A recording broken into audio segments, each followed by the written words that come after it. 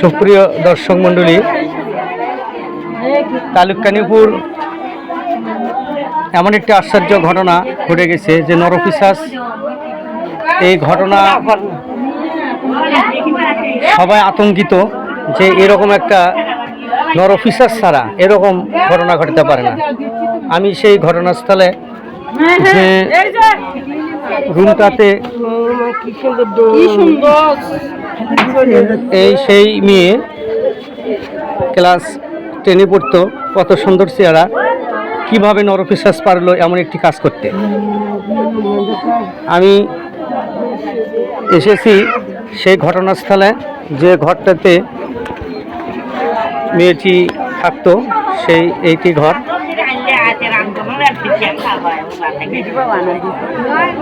এই ঘরে এই মেয়েটি থাকতো। এখানে আশেপাশে আরো অনেক ঘর, ঘনবসতি বলা যায়। এমন একটি পরিস্থিতির মধ্যে কিভাবে এই ঘটনা ঘটালো, সবাই আশ্চর্য যে মানুষ রূপী শয়তান, মানুষ এত নিকৃষ্ট হতে পারে যার এটি না দেখলে বিশ্বাস করা যেত না। এটি চতুর্পাশে ঘর। এই মেয়েটি ছিল এই রুমে, আপনারা দেখেন সবাই এখানে শোকাগ্রস্ত, সবার একটা কান্নারোল এখানে আমরা দেখতে পাচ্ছি যে মানুষ কীরকম খুশি হতে পারে। এবং সবারই দাবি এই ঘটনা যারা জড়িত তাদেরকে ধরে যেন দৃষ্টান্তমূলক এমন শাস্তি আশা রাখে, কেউ যেন এরকম আর ঘটনা ঘটাতে না পারে। ভাই একটু আপনি বলেন তো এই ঘটনার আদ্যপন্থী বা আপনি চাওয়াটা কি?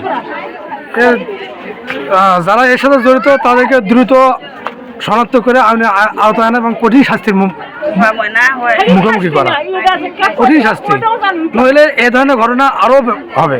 এলাকারবাসী দেখেন সবাই শোকাত, মানে এটা কি আশ্চর্য একটা ঘটনা। একটু বলেন তো ঘটনা বর্ণনাটা বলেন তো একটু, আপনি বলেন বলেন একটু, যেটা জানেন সেটা একটু। না বাবা, আমার বাড়ি অন্য গ্রামে, মানে ভয় নেই, কোনো ভয় নেই? না না, কে একটু বলবেন, বলেন তো একটু ঘটনা কি বলেন, ঘটনা কি করছে এবং আপনার চাওয়াটা কি, এলাকাবাসী চাওয়াটা কি? আমার বাড়ি এখন এই ছেলেকে আমরা দেখিওনি, ওর মাও গেছে বিছন তুলবে, ওর বাপ গেছে কিসেন, আর যে পায়েরা তারাও গেছে পাতারত গেছে। তারা এখন এসে মনে করেন আমার ঘরের কানিতে, তো আমি পাক শাক করেছি। এখন আর বাপ বলে এসে দেখছে ঘরের দৌড়ে একটা আউজে দেওয়া, আর একটা মনে করেন লাগে ইয়ে করা খোলা, আর পাশুন হচ্ছে মনে করেন হচ্ছে বিছনের উপরে পাশুন, আর বটি খান এই ঘরের দোতরত ওই জায়গা বটি খান, এত বড় একটা বটি কলে পারত যায় বলে দেখছে রক্ত, ঢিমে করা রক্ত। এখন দেখে শুনে যায়, এখন মাও যে করছে কে রে আমার মনা কোটে, ভাসতে বউ করছে কে ভাই আমার মনা কোটে ভাইয়া, হাম মনা কুমা নাই, মনা কুমা পায়ের জুতো এটা পরে উঠে এটা পরে, তা মনা কোটে গেল আমার। সে কথা কয়ে মায়ের কাছে গেছে, যায় করছে কে রে লুরমার মাও আমার মনা কোটে রে, আমার মনা কোটে, মনা কুমা আমার ঘরন নেই, পাশুন আছে বিছনের উপরে বটি কুমা ওটি, তাই কুমা রক্ত মাখা, কলে পারা তো রক্ত, ফিরে বাড়ার চলে ছেলের জুতো পরে আছে। এই কথা শুনে মা এখন ছিঁড়ে ছুটে দিয়ে দেবো, আসে এখন করছে মা মা ও মা মা ও মা মা, ফেরো যাও গরো করছে, কথা কে আমার ছোলক দেখছিল, তোর আমার ছোলক দেখছিল, করছে না দেখিনি। এই বলে এখন আমার এই বাড়ির আঙনে যাও, ওরই লিজের যেত তো ভাইব। এখন তাই করছে ও ভাবি ও ভাবি লুরমাক দেখছিল, তখন না আমি তো লুরমাক দেখনি, চুলে পাড়াতে আনলো না, তুমি তো কিছু শোনোনি, করছে ওকে চুলে পাড়া তো কুমা হচ্ছে কলে পাড়া তো কুমা ওক্ত, ফের বটি তো ওক্ত, ফের জুতোও পরে আছে, মোবাইলও পরে আছে, পাশুনটাও বিছনের উপরে, লুরমা নাই। তা কেউ বিশ্বাস করেনি ওকে এগলে এগলে করছে, আমরা জানি ওকে জিন ধরা, জিনে লেগে গেছে। এই বলে গোটা পাড়া শোল বল, ওর মা তো পাগলি হয়ে গেছে, মুখে যাচ্ছে মা মা কোথায় তো মুখে যাচ্ছে, ছিটকে যাচ্ছে, তাক মনে করে আমরা যাই ধরতেছি। মুই ফের আন্দোলন ছেড়ে দিয়ে যাবারও পাচ্ছ না, আন্দোলন ছেড়ে দিয়েছ। দুনিয়ার মানুষ দৌড়াদৌড়ি করলো, শ্যামলের গাছ টাছ কোনো ফকির করছে কয়েক ঘাসের ভেয়ে মধ্যে দেখো, সেগুলো দেখে শুনে শোল পলেরও তামান দেখে শুনে আসে দেখে নাই, নাই তে নাই, না পায় করছে কি কলের পারও তো রক্ত, তাহলে এখন কলের পার যদি রক্ত হয়ে থাকে তাহলে এই দিকে দেখো তো সেমলে গাছের ওই দিকে কাল্লা মুসরেও নিয়ে যাবার পারে।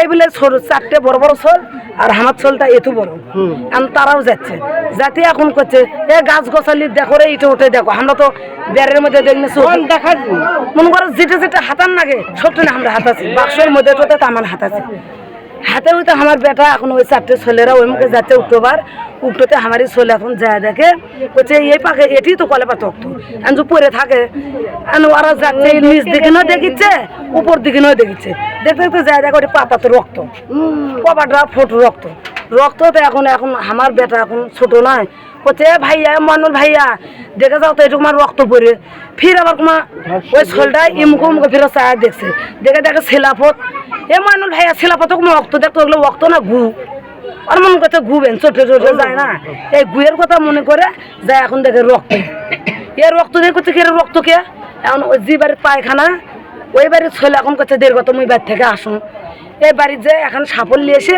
ওই ফেরা 3-4 ওরা যে 4 জন আছিল 3-4 ওইটা আলোক করে দেখে পরে মধ্যে এইভাবে পরে আসে ছুটে আসে তারপরে আমরা কবারই পাইনি পরে এখন করছে আমি মনে করো আংনের গেছে আন্দোলন চলে দিছি করছে এ বাড়াছে থাকতো আন্দোলন যা দেখে আমরা ওই পায়খানার মধ্যে ওটাই কোনো কিছু দেখা গেল চ্যাংরাও দেখা গেল না কিছু দেখা না কি দেবেন কি করছে এখন আমি তো তা কবারও পাইনি কোন দেখা কিছু কোয়া যাবে। দর্শক মণ্ডলী, আমরা ঘটনাস্থল থেকে একজনের সাক্ষাৎকার আমরা শুনতে পারলাম যে মানুষ কত নরপিশাচ হলে এরকম ঘটনা ঘটাতে পারে। তার পিতামাতাকে কি দিয়ে আমরা বুঝ দেব এটা আমাদের ভাষা জানা নেই, তবে সবার দাবি এর জন্য একটা দৃষ্টান্তমূলক শাস্তি হয়, এমন শাস্তি হবে যেন আর এই রকম ঘটনা কেউ ঘটানোর সাহস না পায়। এমন কোনো আইনের ফাঁক ফুকুর দিয়ে যেন সে কোনো বাঁচতে না পারে, কারণ পিতামাতার সন্তান তো চলে গিয়েছে আর কোটি কোটি টাকার বিনিময়ে তারা ফিরে পাবে না। তবে তাদের সান্ত্বনা একটাই হবে, এমন কিছু শাস্তি তাকে দিতে হবে যেন এই রকম কাজ করার আগে 100 বার সে ভাবে।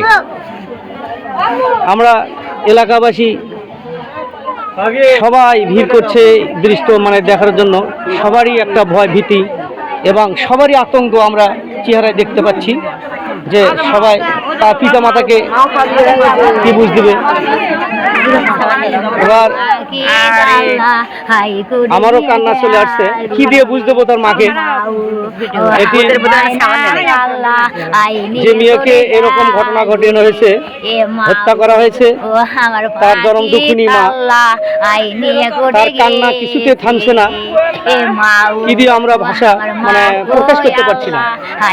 তাই প্রশাসনকে দৃষ্টি আকর্ষণ করব, কোনো আইনের ফাঁক ফুকুর দিয়ে যেন এইরকম লম্পট নরপশুজনক কিছুতেই বাঁচতে না পারে। তার পিতামাতার প্রাপ্য শান্তি এটাই হবে যে এমন কিছু দৃষ্টান্ত শান্তি মানে শাস্তি দিবে যাতে এরকম ঘটনা আর কেউ ঘটাতে না সাহস করে। এইটুকু শান্তি নিয়ে তারা বাকিতে জীবন যাপন করতে চায়, এতে তার চাওয়া। আপনি ধৈর্য ধরেন, আল্লাহর কাছে দোয়া করেন এবং আমরা সবাই প্রশাসনের তৎপরতা করব যে এই একটা দৃষ্টান্তমূলক ব্যবস্থা দান গ্রহণ করে। এই সেই ঘর যে ঘরটিতে সেই মেয়েটি থাকতো, ক্লাস 10-এ পড়তো, কত আদরের ছিল এবং ছবি দিলাম কত সুন্দর একটি মেয়ে। অকালে জীবন দিতে হলো, যদি কোনো অসুস্থ হয়ে মারা যেত বা অ্যাক্সিডেন্ট হয়ে মারা যেত তাও মনকে একটা বুঝ দিতে পারতাম আমরা, কিন্তু এই মৃত্যুটা কারই কাম্য নয়, কোনো নরপশু কর্তৃক মৃত্যু, এটা মেনে নেওয়ার মতো নয়। আমি এখন মেয়েটিকে যেখানে হত্যা করে ফেলে রাখা হয়েছিল আমি সেই স্থানে যাচ্ছি। আপনারা দেখতে পারেন কত জঘন্যতম একটি কাজ এখানে ঘটিয়ে গেছে। সবাই জোরালো আবেদন, সবাই এলাকাবাসীকে একত্রিত থাকার জন্য বলছি যেন কোনো আইনের ফাঁক করে দিয়ে এই নরফিসার জন্য বাঁচতে না পারে। সবাই একত্রিত থাকবেন। আমি এই যে এখানে একটি ল্যাট্রিন, এখানে বাঁশঝাড়, এখানে একটি বাড়ি এবং এই বাঁশঝাড়ের পাশেই যে জঘন্যতম ঘটনাটি ঘটেছে, যে ল্যাট্রিনের ভিতরে এখানে একটি ল্যাট্রিন, সেই ল্যাট্রিনেরই মল আসা এখানে জমা হতো, এর ভিতরেই এই মেয়েটাকে ফেলে রাখা হয়েছিল। একটা করুণ দৃশ্য, সবারই এখানে কান্না আসার মতোই। এইরকম ঘটনা কিভাবে তারা ঘটাতে পারে আমাদের বুঝে আসে না। তাই সবারই চাওয়া দৃষ্টান্তমূলক শাস্তি আওতায় নিয়ে আসতে হবে। এই সাইডটাতে এখানে ফাঁকা, ওই পাশে একটি বাড়ি দেখা যাচ্ছে, এই পাশেও ফাঁকা। আর একটি আশ্চর্য কথা, এই ঘটনাটি ঘটেছে দিনের বেলায়। রাতে যদি হতো দিনের 12টায়, তাহলে রাতে যদি হতো তাও একটা মেনে নেওয়া যেত। দিনের বেলায় কিভাবে সাহস হয় এমন একটি কাজ করার জন্য? ভাই একটু আসেন তো এদিকে, একটু আসেন ভাই। হ্যাঁ আসেন, এদিকে আসেন। তাহলে দিনের বেলায় কিভাবে সাহস হয়? এলাকার মানুষ চাষাবাদ করে, কৃষিপ্রিয় মানুষ, তারা সবাই কৃষিকাজে ব্যস্ত ছিল। প্রত্যেকটি বাড়ির মানুষ, এখন আলু উঠানো হচ্ছে, ধান লাগানো হচ্ছে, জমি তৈরি করা হচ্ছে, সবাই ব্যস্ত ছিল। মেয়েটি ক্লাস 10-এ পড়তো, সম্ভবত পড়ালেখার জন্য সে বাড়িতেই ছিল, স্কুল তো বন্ধ। এই সুযোগে নরফিসেরা তারা এই রকম ঘটনা ঘটিয়ে এই পায়খানার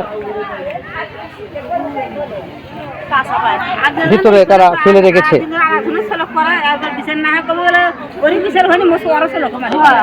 বলেন তো একটু কিছু বলেন, বিচার কেমন চান? আমরা বিচার চান কি না? কেমন বিচার চান? চাই তো, ছেলের বিচার চাই। ফাঁসি চাই। আপনারা? আমারও সন্তান আছে, হ্যাঁ, ক্লাস 10-এ পড়ি। কেমন শাস্তি চান? ফাঁসি দিয়ে দেন। প্রশাসনের উপর আস্থা আছে আপনাদের? আমার জামাই আছে, তাই ঢাকায় থাকে এখন। তাহলে আপনারা দৃষ্টান্তমূলক শাস্তি চাচ্ছেন না? শাস্তি চাই। তা আমরা আশা করি তা দৃষ্টান্তমূলক শাস্তি হবে। অধীর আগ্রহে আমরা। ওই লাশ এখন কোথায় আছে? গাইবান্ধা আছে। কখন নেসবে?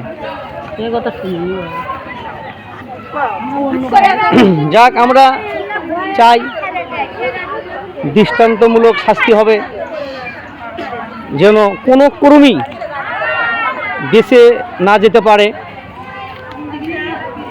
অত্যন্ত দুঃখজনক ঘটনা। মানুষ কত নিচুতে গেলে এমন কাজ করতে পারে। তার বাবা মা কান্না থামছে না, শুধু সেই থেকে কান্না আর কান্না। তাই এমন একটা শাস্তি দিয়ে তার পিতামাতাকে সান্ত্বনা দেবে প্রশাসন, এই আকুল আবেদন রেখে আমার কথা এখানেই শেষ করছি। আসসালামু আলাইকুম রাহমাতুল্লাহি ওয়া বারাকাতুহু।